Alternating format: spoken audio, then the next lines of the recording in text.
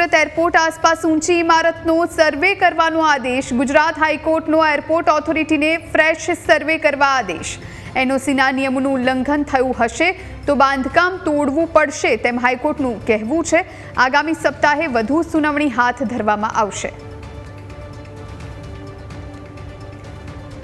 તો સુરત એરપોર્ટ આસપાસ ઊંચી ઇમારતનો સર્વે કરવાનો આદેશ કરવામાં આવ્યો છે. ગુજરાત હાઈકોર્ટ દ્વારા એરપોર્ટ ઓથોરિટીને ફ્રેશ સર્વે કરવા આદેશ અપાયા છે.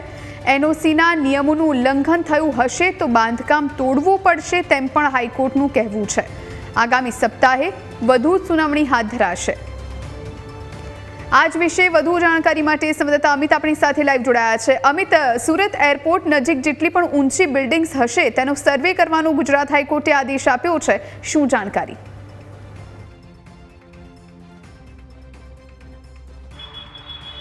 હજી ચોક્કસથી સમગ્ર મામલો છે અમદાવાદ પ્લેન ક્રેશની ઘટના બાદનો છે કે અમદાવાદમાં જે પ્લેન ક્રેશ થયું ત્યારબાદ સુરત મહાનગરપાલિકા અને જિલ્લા કલેક્ટરનું એક તંત્ર હતું. તેમણે એરપોર્ટ જે કમિટી છે તેની સાથે મળીને એક સર્વે કર્યો હતો અને ત્યારબાદ એરપોર્ટની આજુબાજુમાં જેટલા પણ હાઈરાઇઝ બિલ્ડિંગો હતા તેમાંથી ઘણા બિલ્ડિંગોનું સ્ટ્રક્ચર ગેરકાયદેસર હોવાને લઈ એટલે કે હાઇટ વધુ હોવાને લઈ નોટિસો આપવામાં આવી છે. ખાસ કરીને આજે સુરતના જે પાલ વિસ્તારમાં જે કાસા રિવેરાનું જે બિલ્ડિંગ છે તેમનું હાઇટ છે તે ઘણી ઊંચી હોવાને લઈને પણ એક વિવાદ હતો અને આ બાબતે સુરત મહાનગરપાલિકાએ નોટિસો આપી હતી.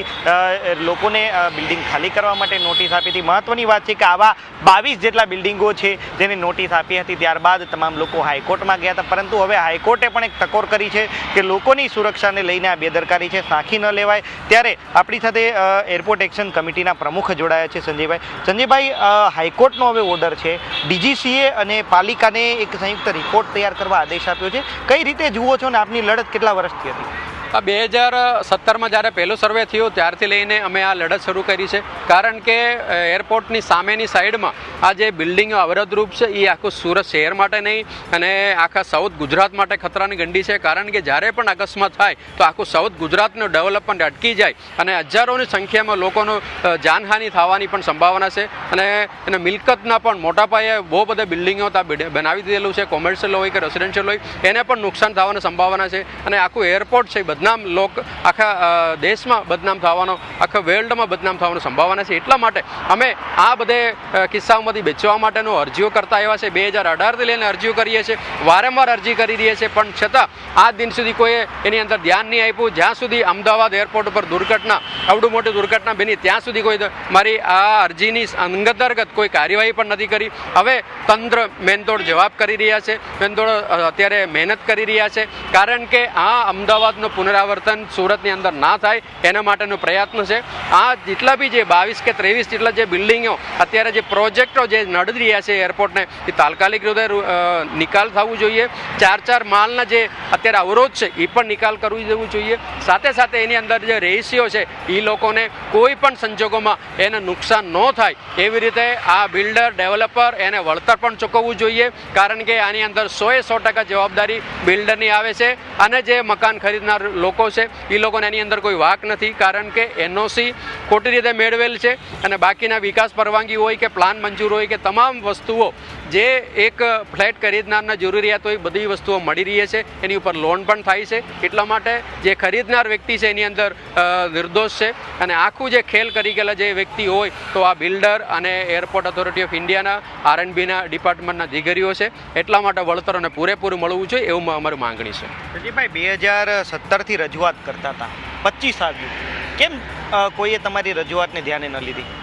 આ રજૂઆત એવી રીતે હોય છે જ્યારે વિકાસ પરવાનગીથી લઈને એનઓસી એરપોર્ટ ઓથોરિટી ઓફ ઇન્ડિયાની તમામ વસ્તુઓ હાથમાં હોય અને આપણે એની સામે વાંધો ઉઠાવતો હોય, જ્યારે airport authority of India notice આપતા હોય ત્યારે કોર્ટને શરણે જતા હોય છે લોકો. ડીજીસી એને અપીલમાં જતા હોય છે. ડીજીસી એને ખબર છે આ ખેલ આ રીતે કઈ રીતે થયું છે, પણ કોર્ટને આ વસ્તુ સમજવામાં વાર લાગે છે. અને જ્યારે હાઈકોર્ટમાંથી એને સ્ટે મળે અથવા આખરી હુકમ મળે પછી પણ એની પાસે એક રસ્તો હોય છે સુપ્રીમ કોર્ટ જવાનું. તો આ જે પ્રોસિજર છે જે આપણે આ જે કોર્ટના પ્રોસિજર છે છેલ્લે 8-10 વર્ષ સુધી લંબાતું હોય ત્યાં સુધી આ ન્યાય અથવા ખતરાની ગંડીને સમાન આ જે ઇમારતો યથાવત રહેશે, લોકો એની અંદર રહેવાનું ચાલુ રાખશે અને કોઈ નિર્ણય આવતું નથી જલ્દી તકે, એટલા માટે વાર લાગે છે. 2017થી લઈને 8 વર્ષ પછી પણ જો આ બિલ્ડિંગ યથાવત હોય તો એનું કારણ જ આ છે, આપણે ન્યાયતંત્ર આખું ડીલ એમ ડીલ ચાલે છે, એટલા માટે આ પ્રશ્ન અત્યારે સામે ઉપસ્થિત આવે છે.